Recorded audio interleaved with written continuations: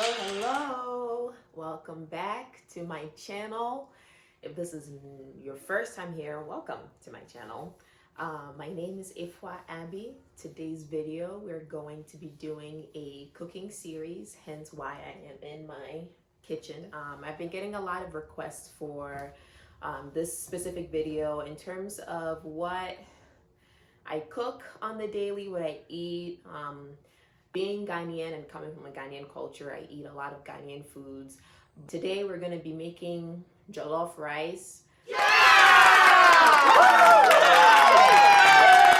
We'll be cooking in the kitchen, getting hot and sweaty, dirty, spicy. Anyways, so to give you a background on what is jollof, what's jollof rice? Some of you know, some of you may not know. Jollof rice is a traditional dish in a lot of African countries. I know, like, there's Nigerian jollof. We won't get into that because I don't want to start World War IV or battle with my Nigerian friends, but you already know what I'm gonna say. Ghanaian jollof is obviously better. And if you've had Ghanaian jollof that is not better than Nigerian jollof, then your Ghanaian friend needs to go back to the kitchen and learn how to cook it, or find someone who knows how to cook it to make it for you, i.e. me. This is basically a rice, well, the jollof rice is a rice dish because jollof rice. And it's kind of like, so it starts off as like a stew. You make like the stew or the broth or the sauce, whatever you want to call it. And then you put the rice in there so that the stew can cook the rice in that sense. Try to limit as much water as possible when cooking it, because the more water you add, the more watered down the flavor is. You have a very nice looking jollof, which is like the nice orangish color. But then you eat it and it's just flavorless. Like I said, every culture makes their jollof rice different. You can put whatever you pretty much want. It's very similar to Spanish rice or paella.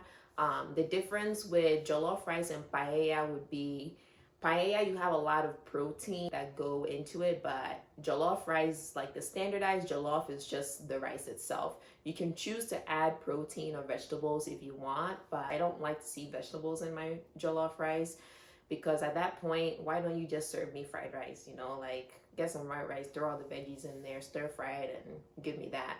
Don't put any carrots or peas or whatever in my jollof rice. Now I got mushy vegetables, and, you know, just don't put veggies in my rice. You can put veggies in your rice. That's your rice, your pot, your stove, your rice, everything for you. For me, no veggies in my rice. Protein, yes. So in my household, we typically use, you know, lamb or goat meat, beef, chicken, corned beef. I've never heard of ground beef being used for jollof before, but that's an experiment I'm willing to try. Yeah, willing to try that out. So you can use actual rice. I prefer to use jasmine rice, or depending if you're vegan or whatever your dietary restrictions are, you can also use couscous. I've made jollof with couscous before. It came out really, really good, but be careful, because like 1 drop of couscous gives you like 1 pound of finished product. So make sure you experiment with that if you're gonna go down that route.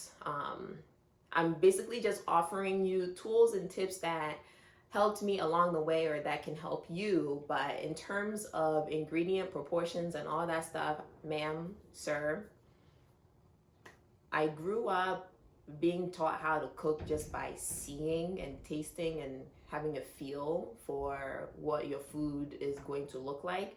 There is no tablespoon, teaspoon, cups, ounces, pounds, none of that. You just, in the words of my really good friend, you pour it until you feel like your ancestors are telling you to stop. That's how you measure it, pretty much.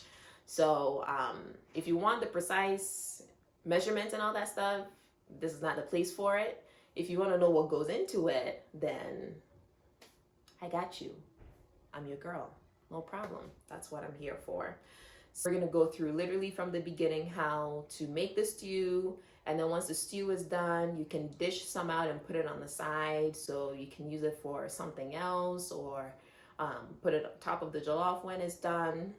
So let me leave it here for now. Yeah, that's it.